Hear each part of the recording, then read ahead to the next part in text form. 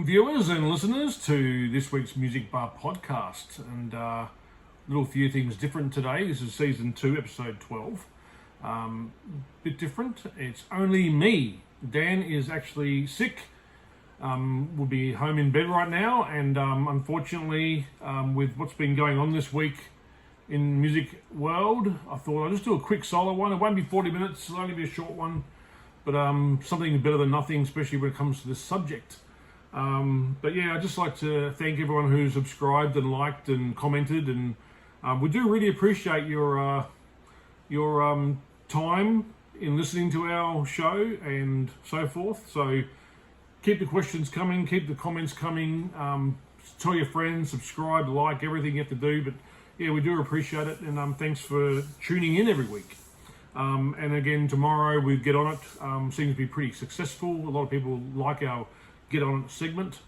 So yeah, just see how we go with that in the future. It's going quite well at the moment, and we'll keep bringing you new music that you haven't probably heard before, or if you haven't heard it for a while, you might go back and listen to it again. So, but anyway, so the topic today obviously is going to be pretty sad. It's about a great drummer called Taylor Hawkins, who passed away.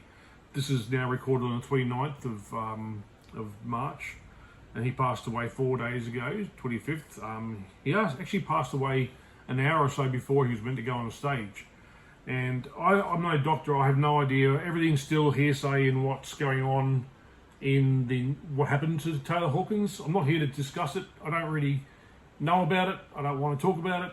I'm not here to discuss that. The worst thing is he's passed away at the age of 50, which is quite surreal for me, because I'm 50 this year, so he's only just turned 50, so he's about 7 or 8 months older than I am.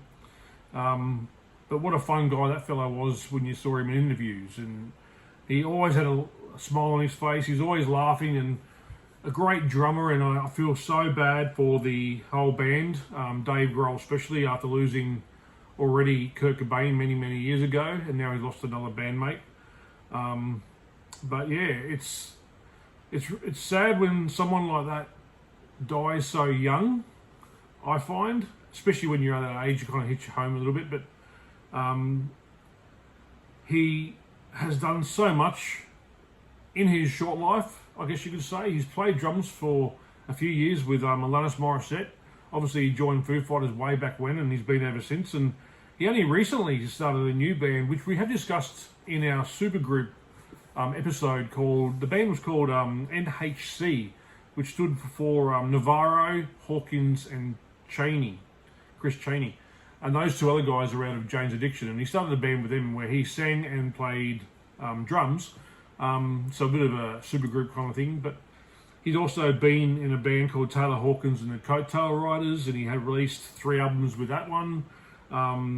But he also played, which I found quite amusing, which is typical, I think, from what I gathered from Taylor. He played in a police cover band called The Cops, and that's typical of him. He's pretty funny. So yeah. He also did something which I didn't know until I started doing a bit of research about him.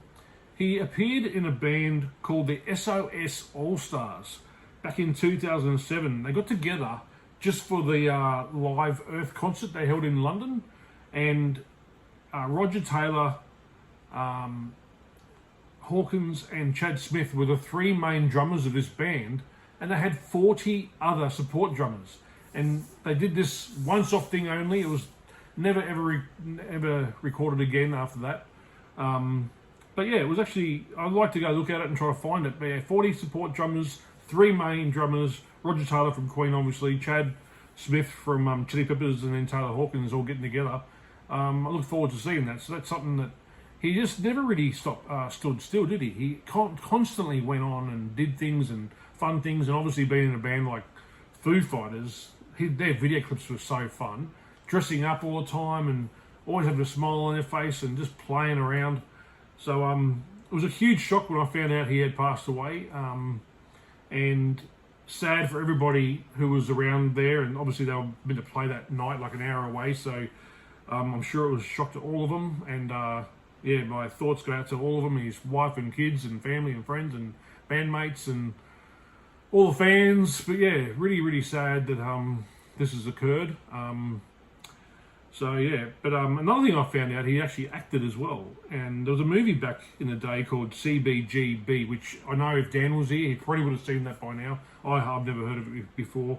It was about a club called CBGB in New York City.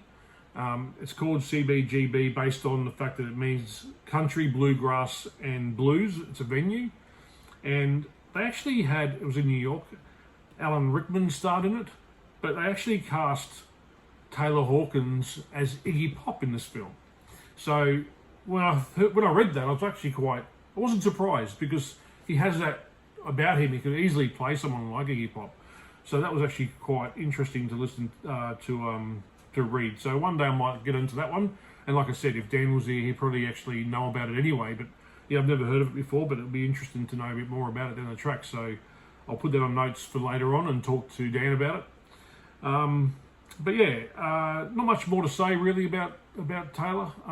Obviously the music speaks for itself.